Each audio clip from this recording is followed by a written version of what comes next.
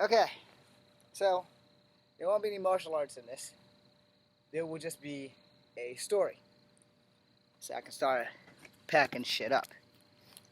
So today, as I said in the first video of the pre-show, prep show, that one of my nephews got himself into some shit.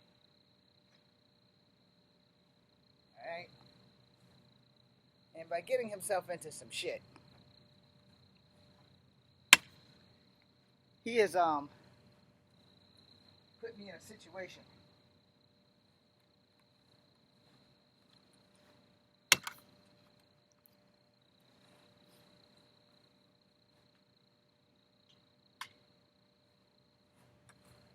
so I'm not gonna tell his mom. No. I'm not gonna do that. Damn. Can that stand there like that? No, it can't. But it can sit there. Alright. Let's aim these lights at me. Alright. So, I don't know if I should teach my nephew how to punch and kick someone because of his personality. He does not have the most distinctive or honorable personalities. And he may have bitten off a little more than he could chew today. Now back in the day, when I was his age, I had been fighting in the streets already since I was 6, and he's about 12. So by the time I was 12, I was seasoned, you know. I already knew, I already knew the proper shit to throw. I knew the shit that would work in the streets and the shit that would not. Because of his personality, I don't know if I should teach him shit. Because I'm afraid he's not going to know when the right time to use martial arts is. Alright? So hopefully I'm making some sense to y'all. And if you don't agree with this, it's fine. But like I said, I've been fighting on the streets since I was since I was 6 years old till I was 12 years old. My father put a stop to the street fights, and I became a little bit more humble, you know, most of the time. However, the street fighter has not died. He's just been put on lock, if you would. He's locked up in my skull, you know, and I have a hard time keeping those chains sealed. So, I'm going to tell you a little story. When I was a young man, about maybe 13, between 12 and 13, there was this kid. Somebody said that I said something about his mother that I didn't say. And he was mixed like me. I had a guardian angel, so George Hawkins, I thank you wherever you are. The kid will be nameless just because we since patched shit up since then. After we found out that I never said shit, this dude hunted me for weeks. And I mean weeks. Someone told him at Berlin Moran School that I said something about his mother. 1, I never knew his mother. 2, he wanted my blood. Now I could fight. He could fight.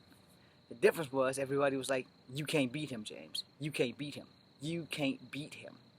And everybody kept telling me that. And George Hawkins would make sure that I never had to conflict this guy because George Hawkins would always hold him and make me run home. And he continued to make me run home. And I got tired of running. And I told George, I said, look, man, if he gonna whoop my ass, he's just gonna whoop my ass. Because I'm not gonna keep running from this dude. You know what I'm saying? There's only so much running that a person can do before they just reach fuck it and either take that ass whooping or give one. So the kid and I never got to fight. I never knew what the fuck happened. George never knew what the fuck happened. George was basically kind of related to me through marriage or whatever. Hi, George. And, you know, he kept saving my ass, you know. And as good as I am with martial arts, George just, for some reason, didn't have enough faith in me or my skills that I could whip the kid's ass. I was starting to get so scared that I couldn't whip the guy's ass either. I was like, okay, maybe I can't beat this guy's ass. Even though I train every fucking day, you know. Sorry. Hope there's no snot. Or at least nothing green. Anyway, so for weeks and weeks and weeks, this guy chased me. Until finally, him and his mom moved away. They no longer went to the school, so the problem would seem to never have been resolved. About maybe 10 years later, he winds up dating my cousin. And Our eyes lock. Now, by this time, he's known about my martial art escapades because the week that I had gotten into a fight and everybody was bigger than me and I was cutting through them like a hot knife through butter, that's the long and short of that, he had heard about that shit. And so, me being the man that I am, I questioned him. I said, yo, man, so all them years ago when you wanted to beat my ass, what the fuck was that about? He said, man, somebody told me that you said something about my motherfucking mama. I said, we were 12-year-old kids. You know I didn't know your mother, right? He's like, nah, I didn't. And at that time, I really just wanted to beat your ass.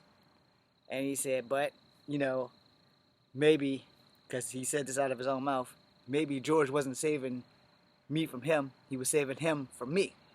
And he's like, I was there when you fought the guy 3 times your size in those golf cleats. I watched you beat a man who was bigger than you. And I'm so glad that we didn't get to fighting. I said, well, I'm going to be honest with you. I thought you could beat my ass too. He said, yeah, I thought I could beat your ass until I saw that fight that day. So, I'm sorry, is what he said. And I said to him, well, I'm sorry, because I didn't know what the fuck was going on. And I wasn't going to lay there and just let you beat me. I was going to fight back. And he's like, yeah, you probably would have beat me. And I was like, I don't know. I didn't have that much confidence in myself. He said, motherfucker, I seen what the fuck you could do on that last goddamn day. You would have beat my ass. And I'm like, okay, I'll take that. I'm not gonna argue with the guy because there's another guy that I fought since I was 6 to 12 until my dad snatched me off of him. I still apologize to that guy every time I see him. And, you know, he just pointed out to me, we were kids. We didn't have a choice. We were forced to fight, and that's just the way it is.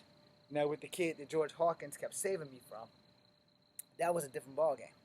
That was started by some asshole that I never met, but who knew him, but that asshole didn't like me. The enemy of my enemy is my friend. That was his best way of getting to me by making someone else fight me. I need a chair.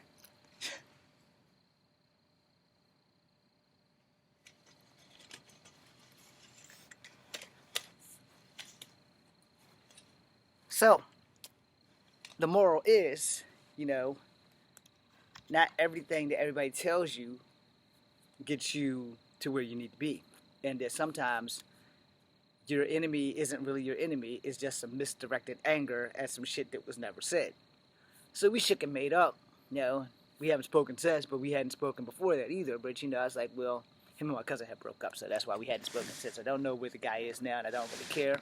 And like I said, I'm leaving his name out. I don't like to divulge anybody's name in any kind of fighting situation. Not because I'm worried about them coming back to beat me up. It's just it's the right thing to do. So, you know, I had wandered until that day we had got to fighting. Why was he after me? And then when he finally told me, I was like, well, damn, dude, I didn't even know your fucking mama. You know? And we solved that problem. Now, my dilemma with my nephew. As I said, when I was younger, back in the late 70s, early 80s, I was born 73, so about 78, 79, my uncles had me fighting. My dad lived in another town 3 hours away. He had no fucking idea what was going on with that part of my life. All he knew is work, pay child support. Work, pay child support. Summertime, get my son and my daughter. Summertime, get my son and my daughter. Christmas time, birthday time. You know, those were the things that he basically did. But outside of that, he didn't know about my uncles making me fist fight. You know, and literally because I was the smallest kid, the runt of the litter became the toughest of the litter. And when you create a monster, you may want to be able to control the monster. Because 9 times out of 10, once a monster is unleashed, they're not getting back in the cage. Which is something all my uncles have had to learn. And especially one uncle particularly who tried to fight me while he was drunk as fuck. We solved that problem. We're good. And you know, the thing is, my nephew, one or the other one, I don't know which one, caused some dude from up the street to come down here and get ready to fight. You know, so I tell you my coward story of how I had to be bitched out and how George Hawkins kept saving my life. And today, I saved my nephew. And, you know, the kid that he was going to fight was a little mixed kid, just like me. Only lighter skin, better hair, way better hair. His hair was fucking magnificent. And I don't understand what the hell the problem was. And I didn't ask. I just sent the kid home, and I told him my nephew wasn't going to fight him today, you know. And now I'm worried that this kid might jump my nephew because my nephew doesn't know how to keep his damn mouth shut. Which leads to the end of this video. You know, I say this all the time. You know, if you can't fight, the best way to stay safe is to keep your mouth shut. You know, if you have an opinion that you feel strongly about and you know you can't beat someone, then you just avoid them as best you can until you can't. But if you have to fight them, you might actually want to take some lessons before you get off into a place where you bit off more than you can chew. You know, I don't know what to do in this thing because of the simple fact, you know, I didn't tell his parents. I'm not going to tell my nephew's parents, and they don't watch my channel, so we're good. But at that same time, he started blaming my other nephew, who said that he called him on the phone, and then that guy was caught by one of my nephews, and then that other nephew was like, I'm going to have to fight this dude or whatever, and all this other bullshit that went down today. And I'm like, okay, I'll go solve this problem right now. You know, and I'm thinking to myself, am I going to have to fight this kid's parents? Because that's like, I don't want to have to go to jail for beating somebody's parents to death for some shit that I'm not even involved in. That my nephew opened up his mouth and stuck his foot in it. And I tell people all the time, you know, you may want to learn how to fight before you run off at your mouth. So now I'm in the dilemma of, do I teach this kid how to fight? Or do I let him take this ass whooping that he asked for? Let me know here on Instagram what I should do. If I should teach my nephew to fight. Or if I should let him take this ass whooping so that he'll know that he's not the badass that he pretends to be. And that's another thing, you know. Everybody thinks they're a badass until they get hit in the mouth. Or until they get their ass beat so bad that they can't fucking walk no damn more. You know. And I don't want to see that happen to my nephew. But I also don't want to teach him lethal combatants that will wind up putting his little ass in jail anyway. So it's kind of a lose-lose situation. If you know what I should do, if you're on Instagram, let me know. If you're here on YouTube and you know what I should do, let me know. Because, I mean, I could let nature take his course and let the kid whoop his ass.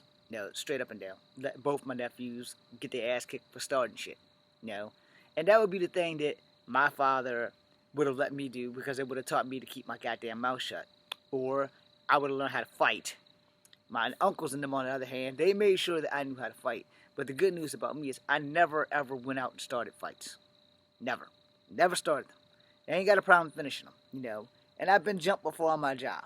I've been jumped before in life. So, you know, and I've won those fights too. But the thing is, you know, when you're not looking for trouble, is when trouble happens. And you should defend yourself. But if you're going out and starting the trouble, I used to tell this to my little brother. Not my two that live in Smithfield, but my little brother that's here in Virginia with me. Like Smithfield's not in Virginia. And Charlottesville with me. And he was younger. It's like, as long as you don't start the shit, I got your back. But if you start the shit, that's your ass whooping.